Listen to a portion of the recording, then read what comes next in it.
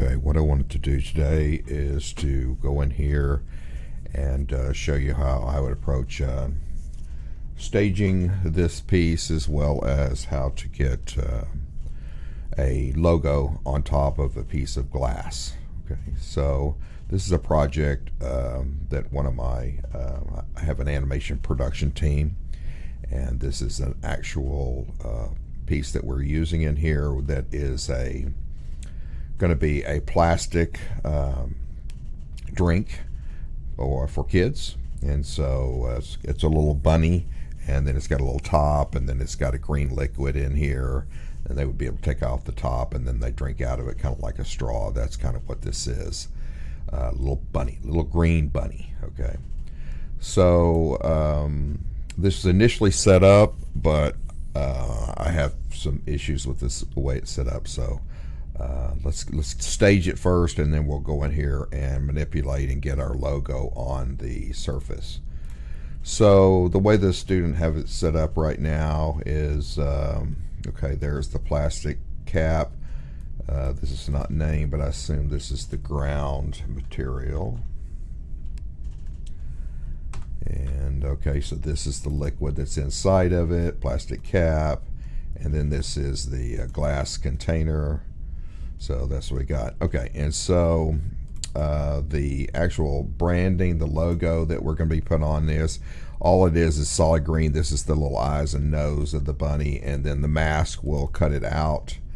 And here's the mask, and so it's called Zippy Pop. And this particular flavor is called Gargantuan Green. There are different flavors, and so the students designed the branding for this, and they've done a really good job on this. And this setup of this that the students got set up is really pretty nice. I'm going to manipulate it some.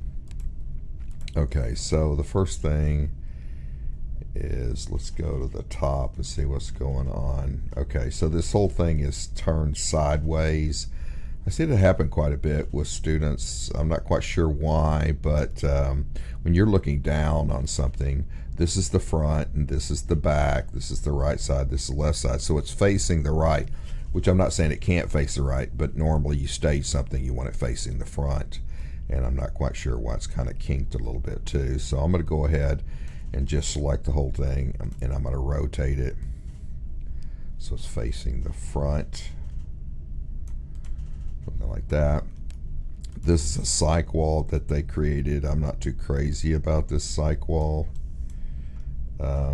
The whole purpose for a cyc wall is so that you don't see a seam in the back, and I think that's a little, I would have rounded a little bit more, but it's probably going to be okay, so we'll go with that.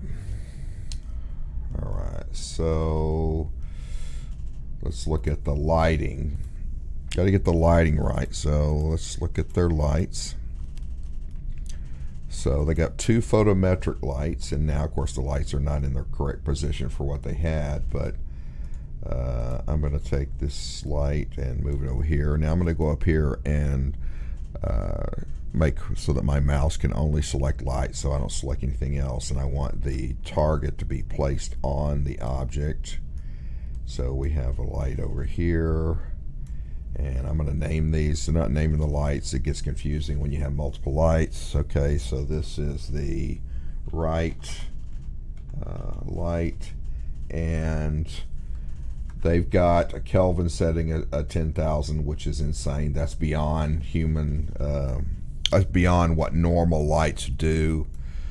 Normal lights Kelvin rating is somewhere between around 3,800 up to around maybe 9,000. Anything over that is really, you're taking it outside of what a normal range of light would be.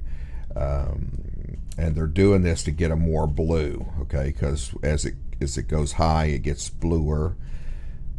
I'm going to cut this down to 8,000, which is more in what would be like kind of if we were outside in the sky, okay, coming in.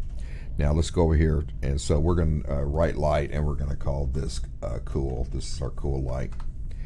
And then we're going to go over to this side, and they've got this and it's 3600. To me, that's way too orange, because 3600, that's like a being around a campfire. Okay, you know, the orangeness that comes off of lights on a campfire. That's pretty orange. I'm gonna go for 5000, which is still an amber kind of feel to it, but it's not as extreme. And that's the two lights they have in here. Now let's see if they've got an HDRI light in here. So we'll go to our exposure control, and they do not have an HDR light. You know, when you're shooting certain things, especially things that are really reflective like glass, you really want an HDRI in here so you have something to reflect. So let's go get one. And let's see, we'll just look. And here's one from one of my other students in another class is using, so we'll see what they have. Okay, so what we're looking for is when we're shooting something inside, we're wanting an interior HDRI. Okay, we can use studio ones, but I kind of like a lot of times to get something that has a lot of objects in here, so these will reflect into whatever it is you're doing. The only kind of issue I have with this one is it's pretty amber, it's pretty orange, and I usually want my HDRs to be pretty neutral, and I think this is going to give me a real orange look, so we're going to manipulate this, but that's pretty good HDRI map. So if we just come in here, and then we're going to give us a new node. We're going to get a color correction node in here. That's a 3ds Max node. And so what we're able to do is just come over here and just desaturate this a little bit. So we're still getting the colors and stuff that's in here, but we're just desaturating, so we're not getting as much orange in here. Okay, and then we're going to put that in our environment map as an instance. Okay, so there we go with that. And then we'll also want, let me look at it from front. Yeah, these those are fine. We're going to want a light over the top of it, so I'm going to go, I'm just holding down the shift, and I'm going to copy this and put a light over the top. Now these reflectors, a lot of times people don't quite understand what these reflectors are. You have different shape of reflectors in here, such as a disc, and the light is coming from the reflector, but the size of the reflector does not change how bright the light is. It changes how soft the shadow is. So the smaller this, the harder edge the shadows, the larger, the softer the shadows. Okay, we'll want something like this, and we want this one to be neutral, so we want, which is white, which is 6600, 6500, 6600. That's neutral, so that's just white light. Okay, I'm going to pull this one down a little bit, like it's coming in from over here, and this one's coming in from over here, and then over the top, and then that's fine. Okay, so that looks pretty good. Now let's frame this. So what we want to do is going from the front, and I'm just going to go ahead and hide these lights right now. We don't need to see them now that we got it going. And so kind of zooming in on this, and then go ahead and switch to a perspective view, and then we can kind of look at it. All right, we want to get our window render setup done. So what we're going to do is, you know, a normal computer screen is HD TV, something like 1920 by 1080, and under normal circumstances, like we're doing animation, that's what you'd render, but we're doing product shots, and this is a tall kind of piece and not a long piece, so this doesn't make sense. So we want to do a custom setting in here, and I don't know, I'm going to do maybe around 600 for my width, and maybe about maybe 900 for my height. And then let's go Shift F and kind of see, and then let's kind of zoom in on what we got here. The other thing is, a lot of times I see people, you don't want to look down at your product, you want to look more like at your product. And you don't want dead on from the front either. You want a little bit of an angle, so we'll get something a little bit like this.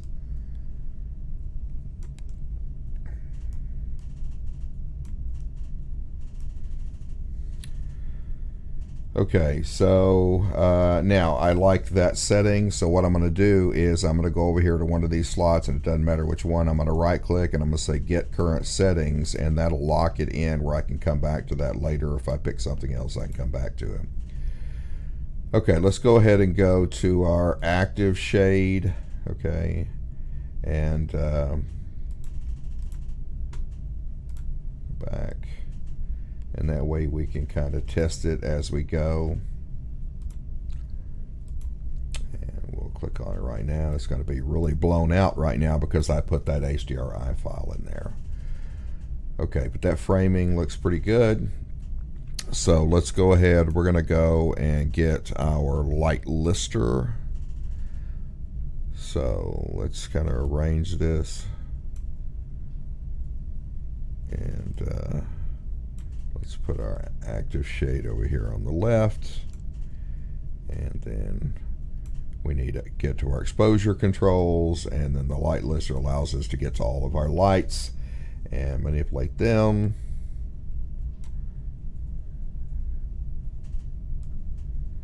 Okay, so first thing we want to do is turn all these lights off.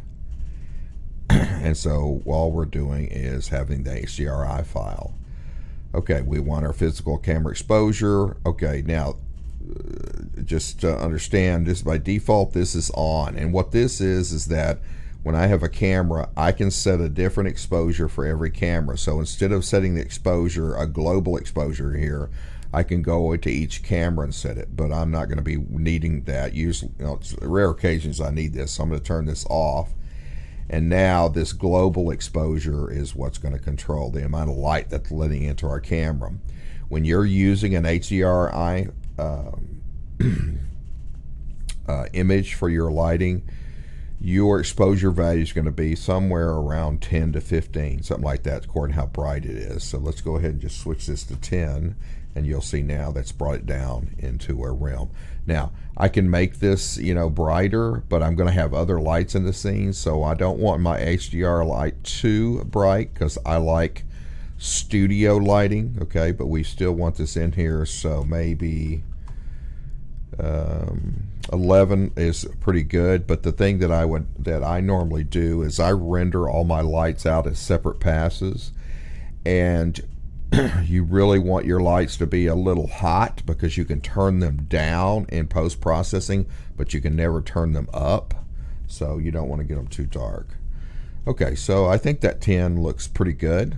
All right, that's pretty good right there. Okay, so we're going to go ahead and turn this off because we want to adjust each one of these lights separately. Okay, and so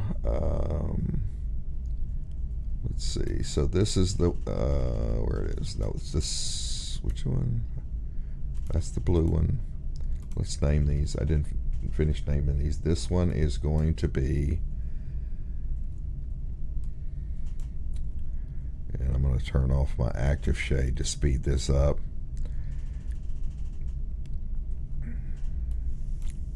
So, okay, right now I'm finished with that exposure. And so I didn't finish naming these lights, shame on me. Okay, so this is the top light. This is the top light. And it's neutral.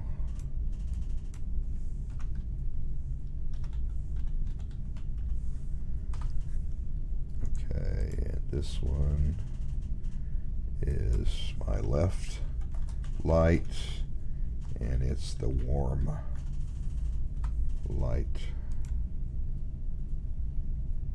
Yep. Okay. There we go. Alright, so let's bring this back up and refresh this. Okay, so we want the top light first. And by the way, let me turn this off. Okay, so I switched back to this perspective view. And one of the things we want to do is we want to lock this perspective view in. Now you can go up here and go view and set active perspective view, and then this is set that if I ever come in here and I change it, I can always go back to view and then I can restore it back. But what I really want to do is go ahead and convert it to a camera, and that's just Control-C on your keyboard, and that'll convert it to a camera. Okay, so Control-C gave me a camera view, and so now we can go back to our rendering and bring back my light lister. Where did I do it? Okay.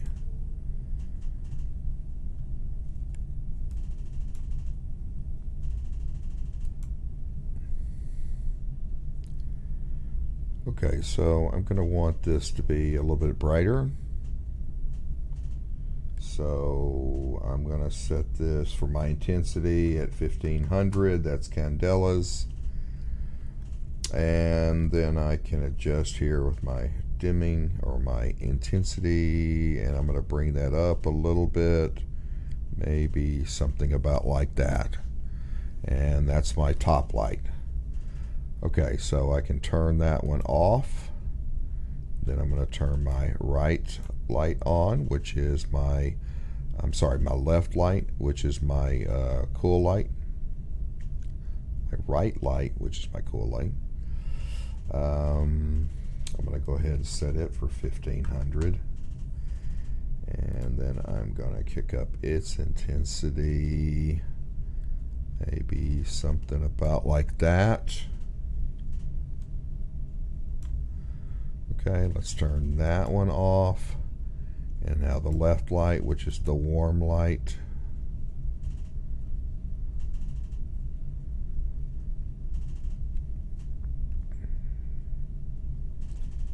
Okay, and let's kick it up some. Maybe something about there. Maybe a little bit more. Okay, so now I can turn all of these on, and then I can go ahead and bring my exposure back up and turn on my HDRI light.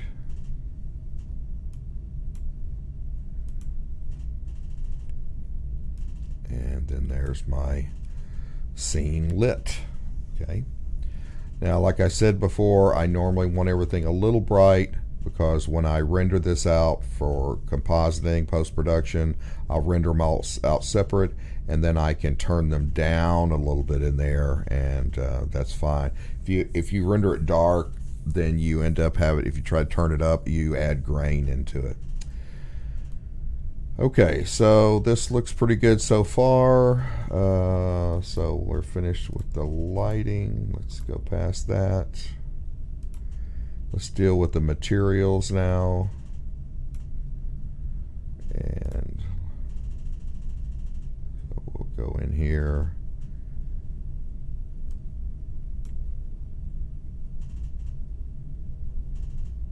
And let's see. Okay, I want to check this ground material that they have in here. And yeah, I don't like the way they have this set up. They've turned all the reflections off. Really, for the most part, we don't really ever really want to really turn reflections off, because everything's reflective. And that's making everything glossy over here, which I don't want. And then you're adjusting the roughness in here. Okay, so maybe 0.6 on the roughness.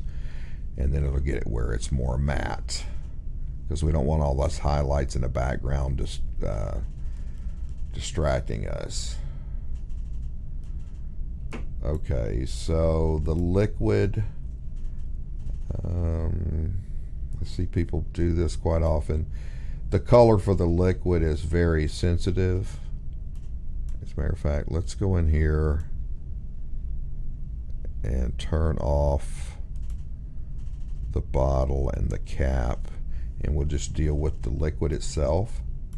And I think this green is way too intense, and so you don't need a lot of the color in there. You turn it down, because where you had it up here, it's like, okay, I'm not sure if I want to drink that, a liquid that's that green. Okay, so we want to turn this down a little bit. Maybe something a little bit more like that a little bit.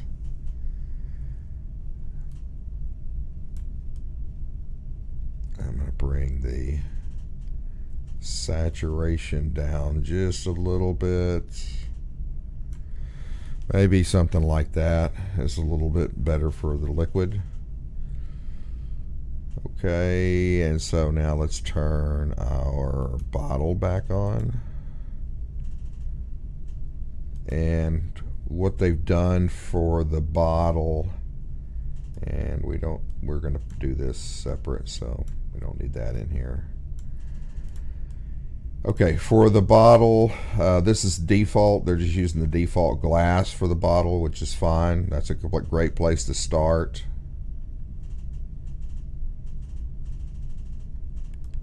I think then, though, that I would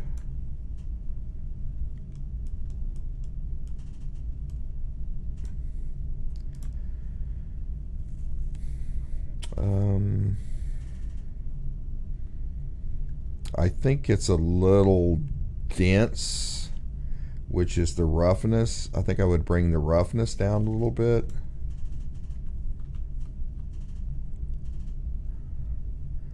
And that's looking a little too glassy, so we need something kind of in between there, maybe 0.145. Yeah, that's looking better. Okay, and then we want to get rid of some of this blueness that's in here. And really, I would probably have a tendency to think of that maybe some of this green is reflecting into it. So instead of blue, I'm going to shift it directly over to a little bit of a green, and then I'm going to bring it way down so it's almost just completely transparent, or translucent, that is. And it has a slight bit of color into it, but it's not overtly like blue. And so that seems a little bit more like a clear plastic, and it has a slight green tint to it, like some of this green is leaking into it. And then that looks pretty good. Okay, that's looking good. Okay, the bottle cap. Now, I'm not quite sure why you're doing a blue bottle cap. If it's a green liquid, I would think they would market it and it would have a green cap. Where's that cap? Also, that's really matte looking. There's hardly, we don't want it that matte. It's got the roughness all the way up. I'm thinking it would be, hard plastic. So maybe about a 0.2 would make it more glossy, like a hard piece of plastic. And then, of course, we don't want blue. We want some form of a green. And it'll lower the chroma. Maybe a little more blue into it. Maybe.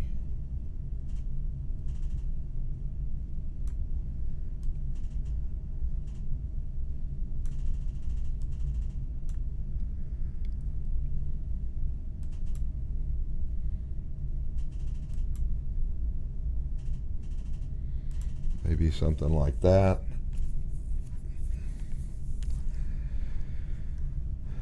Okay, that looks pretty good.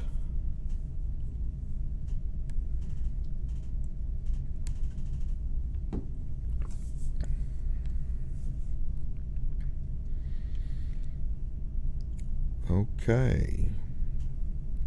All right, so now what we want to do is to get our branding on it. All right, so here's what we're going to do. I'm going to go ahead and turn this active shade off while we do that part of it. All right, so let's go ahead and just hide our cameras and lights right now. We don't need those. And I'm going to turn our wireframe on. And all right, so what I need is the bunny bottle. And then I'm going to isolate this. And I don't like seeing that HDRI in the background. To get rid of that, if you go to your render setup and under your Arnold renderer tab, if you go down here to environment, then we can turn this to say, I see if people turn it off all the time, but I like to do a custom color and then have it be like a dark gray when I'm rendering things, like right now if we were rendering it so that it would be a kind of a dark gray background. Okay, and in my viewport, then what I'm going to do is right here where we're going to right click where it says edges right here, and we're just going to say we want a solid color in our viewport, and I don't need the grid, which is G. Okay. All right, so the thing I'm going to do now is I want to clone this. Okay, so I'm just going to right click and clone this, and I want it to be a copy, not an instance. Okay, an instance is an echo, and we want to manipulate separate. Okay, and I'm going to call this bottle, what's it called, logo. And so I'm going to turn off the bottle. Okay, I'm going to turn on my save frame for right now, and I'm going to get out of my camera, so I'm just going to go to perspective view so I don't mess my camera up. Alright, so what I want to do here is to get rid of anything that is not where the logo is going to be. And we've already got a projection on here, but I'll probably adjust that. So we're going to go down, and then what I'm going to do initially is I'm going to go in here and select polygons, and I'm going to go back face, so I don't want to pick on the back face, and I'm going to do it by angle. And when I click this, then it's going to click this whole, it's going to select the outside of this whole piece, because this has got an inside and an outside. I'm going to do Control I, which will invert that. I'm going to delete it. This is the part that I need with the branding on. I don't need any of that other part. Okay, so now I'm going to turn my angle off. I'm going to leave my back face on, and then I just want to select the polygons where the branding is going to be. An easy way to do that is to go up here and switch to your spray can, and then I can just spray for my selection.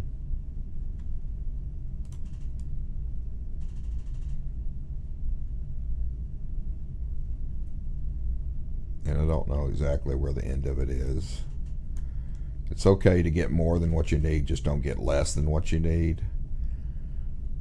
Okay, if I hold the Control key, then it'll add to it. And if I need to take away, that's the Alt key. And okay, so the logo is going to float into that area. I may add maybe there. I don't think it'll go down here, but I'll go ahead and select that.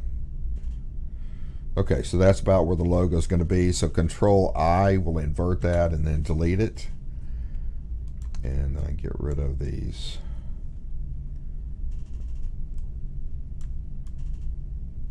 Pieces back here. And then I don't need that piece. And just to clean this up a little bit.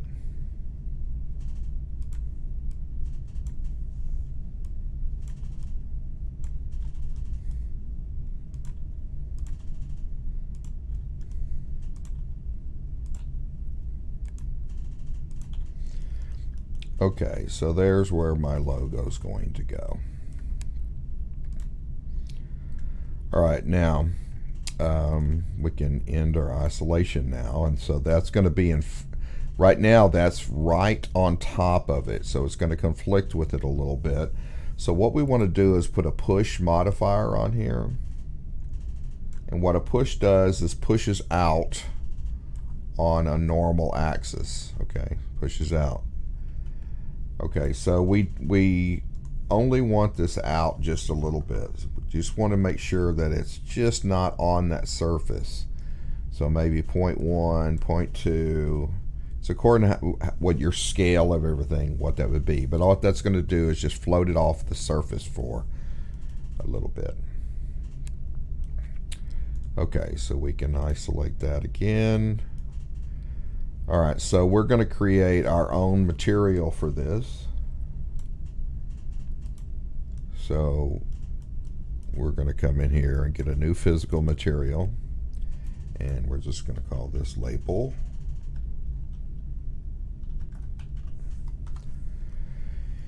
And then this composite node that the student had done, we're going to go into our base color. Now, there is a problem with this, is that the way that Arnold reads this is we kind of think of it that it reads this base color and then we're floating this on the base color, but that's not really true because this overwrites that. So normally what you're going to want, I don't think we need it in the case of what we're doing right now, but what you would want is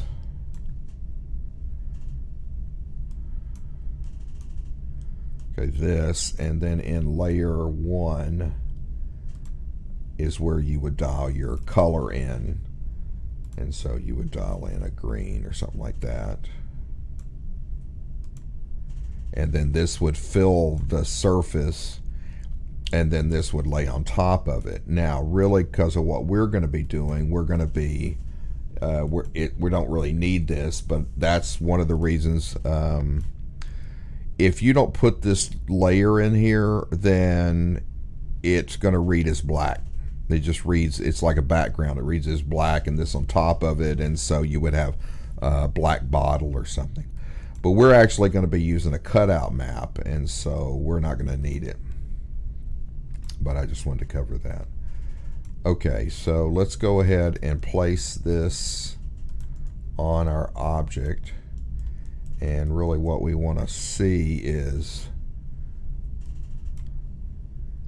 this piece. So I've turned it on to see it in my viewport.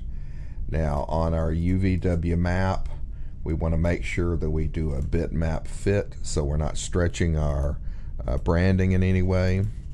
So I need to go in here and pick his bitmap. Okay, then I can scale it to the scale I need.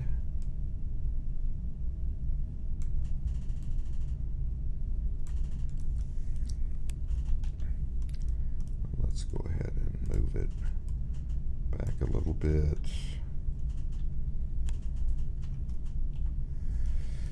And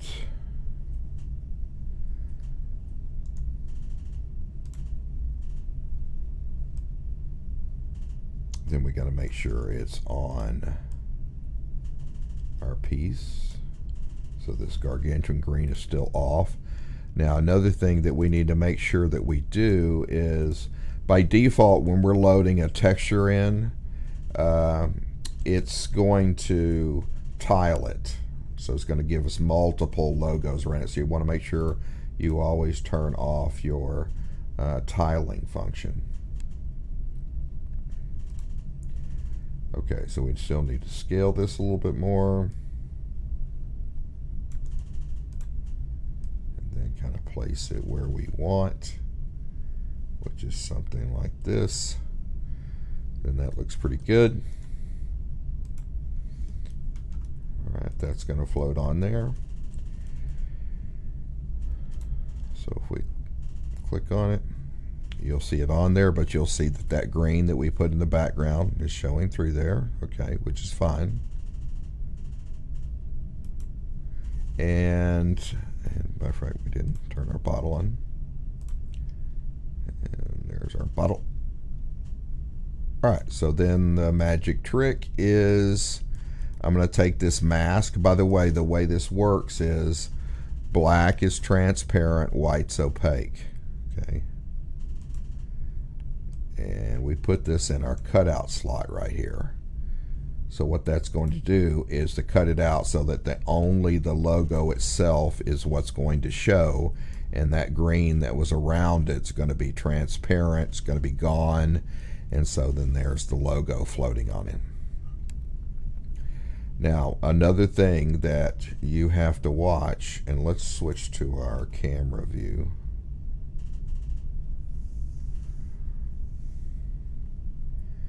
Is that according to that push, when you put that push out, if you get it a little too far out, you could get it where it's casting a shadow. So that object could be casting a shadow onto our surface.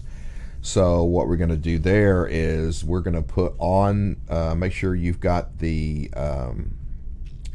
our logo piece selected, and then we're going to add a modifier to this.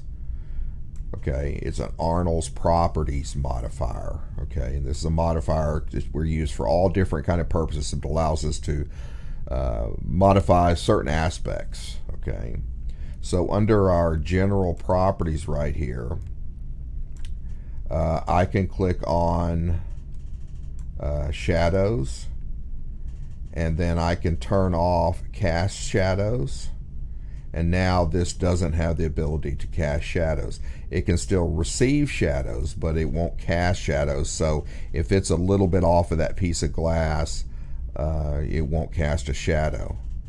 Now also sometimes you can determine other things too, like sometimes at certain angles, if we got in close, you might see this reflected into the glass behind it. And if that's bothering you, you can click on visibility right here, and you can turn off this diffuse and specular transmission, and now it won't be able to be seen by the reflection into it, so it won't reflect back into the object. And that's just a personal choice. Sometimes I may want it in there, sometimes I may not. Okay, so what's happening here is we actually have a separate piece of geometry floating in here, which is the branding.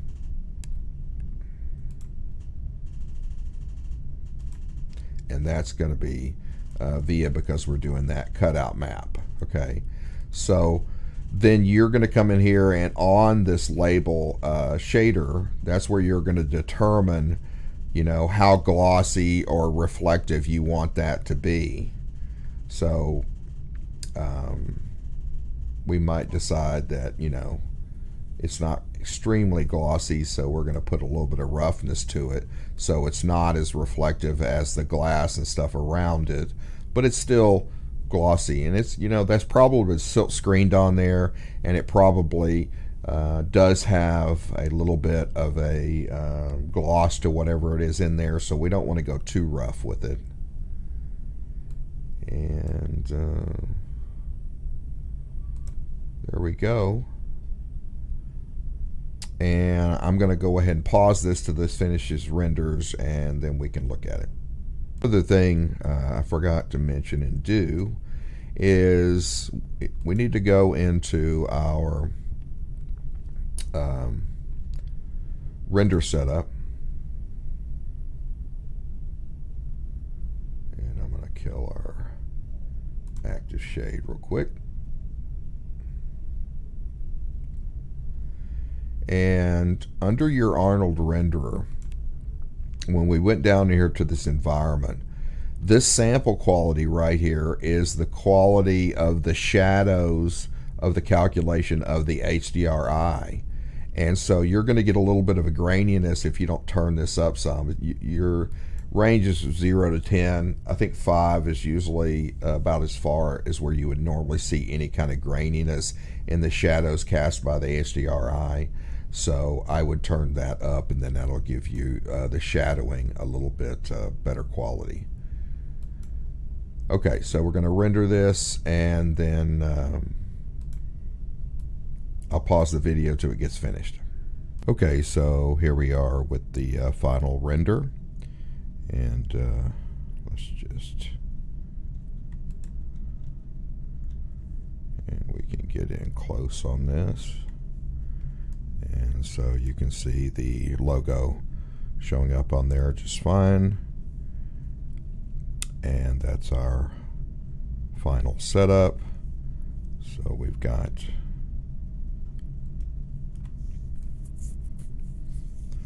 the final piece, nice glass, nice liquid, nice lighting setup, and our logo on the glass. Okay, so I hope that helped you on how to approach placing a logo onto a piece of glass in Arnold. All right, thank you very much.